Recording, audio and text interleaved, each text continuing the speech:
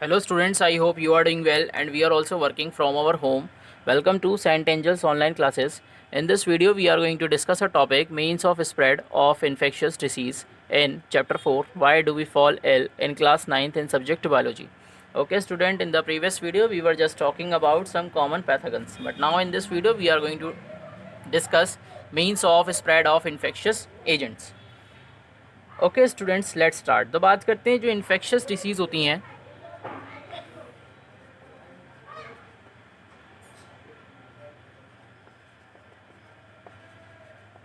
जो infectious disease होती हैं आर हाईली कम्युनिकेबल, यानी ये जो डिसीज़ होती हैं वो बहुत ज़्यादा कम्युनिकेबल होती हैं। They can easily spread from one person to the other, यानी कि इस टाइप की जो डिसीज़ होती हैं वो एक पर्सन से दूसरे पर्सन में ईजिली फैल जाती है through the agency of air.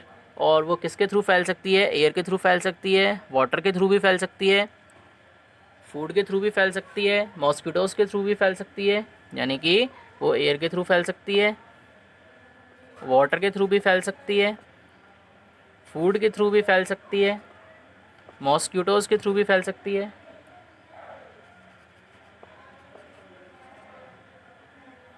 And by direct physical contact. Physical contact means होता है बेटा डायरेक्टली अगर आप किसी से हैंडशेक करते हैं, किसी इन्फेक्टेड पर्सन से अगर आप हैंडशेक करते हैं या उससे हाथ मिलाते हैं तो उससे भी क्या होता है, ये डिसीज़ बहुत जल्दी फैल जाती है। Due to their communicable nature infectious disease और also known as communicable disease, यानी कहने का मतलब जो इन्फेक्शियस डिसीज़ होती है वो कम्युनिकेबल नेचर की होती है, यानी कम्युनिकेशन से क्या होता है, ये डिसीज़ फैलने के चांसेस ज़्यादा होते हैं। जैसे फॉर एग्जांपल एयर से फैल सकती है, वाटर से, फूड से, मॉस्किटो से क्या कर सकते हैं, ये डिसीज़ फैल सकती है। तो इसी तरीके से अगर हम बात करें तो ये वाली जो डिसीज़ होती हैं, जो इन्फेक्शियस डिसीज़ होती हैं, उन्हें कम्युनिकेबल डिसीज़ भी कहते हैं, उन्हें कम्युनिकेबल डिसीज़ भी कहते हैं। नाउ अब बात करते हैं कि एयर के थ्रू ये डिसीज़ कैसे फैलती हैं।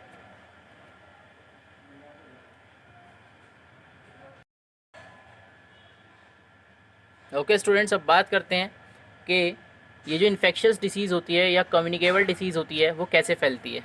वो फैलती है स्प्रेड थ्रू एयर। वो एयर के थ्रू क्या करती है, स्प्रेड होती है, एयर के थ्रू क्या करती है, फैलती है। नाउ कैसे फैलती है बात करते हैं इसमें। Many infectious agents specially those which affect the respiratory system of the person are spread through air, यानी कहने का मतलब कि वो इन्फेक्शियस एजेंट्स जो रेस्पिरेटरी सिस्टम में प्रॉब्लम क्रिएट करते हैं या रेस्पिरेटरी सिस्टम को अफेक्ट करते हैं, वो एयर के थ्रू क्या होते हैं, स्प्रेड होते हैं। When an infected person sneeze, sneeze means होता है छींक मारना, और कफ, कफ मीन्स होता है खांसना, यानी कहने का मतलब जब इन्फेक्टेड पर्सन एनवायरनमेंट में स्नीज या कफिंग करता है तो many little droplets are thrown in air, यानी एयर में क्या होता है, छोटे छोटे ड्रॉपलेट्स क्या करता है, वो रिलीज़ कर देता है। And if a healthy man breathe in this environment, अगर हेल्दी मैन क्या करता है, इस एनवायरनमेंट में ब्रीथ करता है तो उसे इन्फेक्शन हो जाता है। The microbes present in the droplets, यानी कि जो इन्फेक्टेड पर्सन जो स्नीजिंग या कफिंग करता है, और यानी कहने का मतलब ये हुआ the microbes present in the droplets, यानी छोटे छोटे ड्रॉपलेट्स होती हैं उनमें माइक्रोब्स प्रेजेंट होते हैं। And these microbes enter into the new person body, यानी कि ये जो माइक्रोब्स होते हैं एक न्यू और हेल्दी पर्सन की बॉडी में क्या करते हैं, एंटर करते हैं और उसको क्या कर देते हैं, डिसीज़ कर देते हैं। ओके स्टूडेंट्स, बात करते हैं नेक्स्ट वाले की। The next is spread through water. अब वाटर से कैसे स्प्रेड होता है। Water is a very common means of spreading disease. जो वाटर होता है उससे जनरली क्या होता है, डिसीज़ फैल जाती है। If we are not taking clean water, अगर हम क्लीन वाटर नहीं ले रहे हैं तो हमारी बॉडी में चांसेस ऑफ डिसीज़ ज़्यादा हो जाते हैं। यानी कहने का मतलब अगर हम क्लीन वाटर नहीं पीते हैं या नहीं ले रहे हैं तो हमारी बॉडी में डिसीज़ होने के चांसेस ज़्यादा हो जाते हैं। When excreta of an infected person, यानी एक इन्फेक्टेड पर्सन का जो यूरिन होता है और फेशियल वेस्ट मीन्स होता है जो उसका सॉलिड वेस्ट मटेरियल होता है, जब वाटर सोर्स के पास क्या करते हैं, डाल दिया जाता है। यानी कहने का मतलब जब ये वाटर सोर्स के पास क्या होता है, पहुंच जाता है, तो फिर इन्फेक्टेड पर्सन का जो वेस्ट होता है वो उस सोर्स में जो वाटर प्रेजेंट है उसको क्या करता है, पॉल्यूटेड कर देता है ऑन ड्रिंकिंग सच वाटर। इस टाइप के वाटर को पीने से क्या होता है, जो माइक्रोब्स होते हैं वो हमारी बॉडी में एंटर हो जाते हैं एंड बॉडी में डिसीज़ क्या करते हैं, क्रिएट कर देते हैं। अब डिसीज़ जैसे कॉलेरा, डिसेंट्री, हेपेटाइटिस, इस टाइप की क्या होती हैं, डिसीज़ क्रिएट कर देते हैं। Now the next is spread through food articles. Spread through food articles।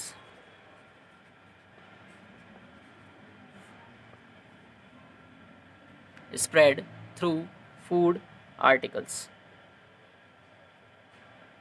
तो बात करते हैं food articles, specially those which are sold road side. यानी कि यहाँ पर जो फूड आर्टिकल्स हैं वो कौन से हैं, वो स्पेशली वो फूड आर्टिकल्स हैं जो रोड साइड में क्या होते हैं, सेल होते हैं। जो रोड साइड क्या होते हैं, सेल होते हैं या बेचे जाते हैं। मे बी हाईली इन्फेक्शियस, वो क्या होते हैं, बहुत ज़्यादा हाईली इन्फेक्शियस हो सकते हैं, क्योंकि जो इंसेक्ट्स होते हैं, जो फ्लाइज होती हैं, मे कैरी डिसीज़ पैथोजेंस। यानी कि जो इंसेक्ट्स होते हैं, जो फ्लाइज होती हैं, वो क्या करती हैं, डिसीज़ कैरी करती हैं from open excreta to the food article and make them infected. यानी कहने का मतलब वो डिसीज़ कैरी करती हैं, और जब ये फ्लाइज और इंसेक्ट्स उस फूड आइटम पे बैठते हैं या फूड आर्टिकल पर बैठते हैं, फूड आर्टिकल पर आते हैं, तो क्या होता है, जो फूड है वो पॉल्यूटेड हो जाता है, वो कंटेमिनेटेड हो जाता है। And when a healthy person take such article, और जब एक हेल्दी पर्सन क्या करता है, इस टाइप के आर्टिकल को ईट करता है, ही मे बी गेट इन्फेक्टेड, वो इन्फेक्टेड हो जाता है। एंड कुछ डिसीज़ हैं जो फूड आर्टिकल्स के थ्रू फैलती हैं, जैसे डिसेंट्री हो गया, कॉलेरा हो गया, ये वो डिसीज़ हैं जो फूड आर्टिकल्स के थ्रू फैलती हैं।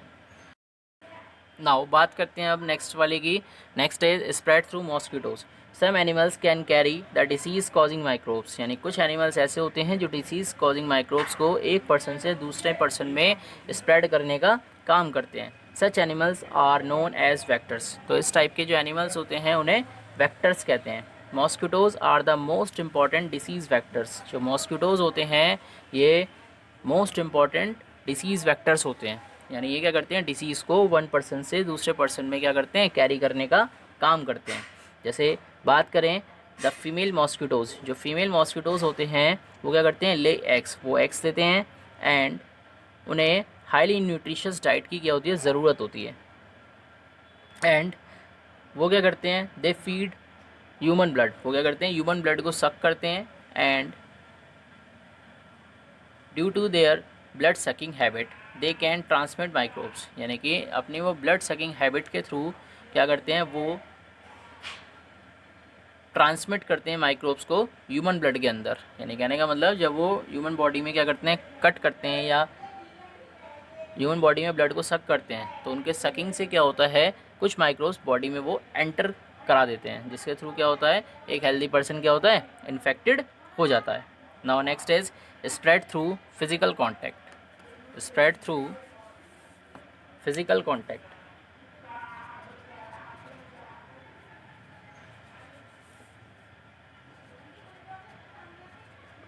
फिजिकल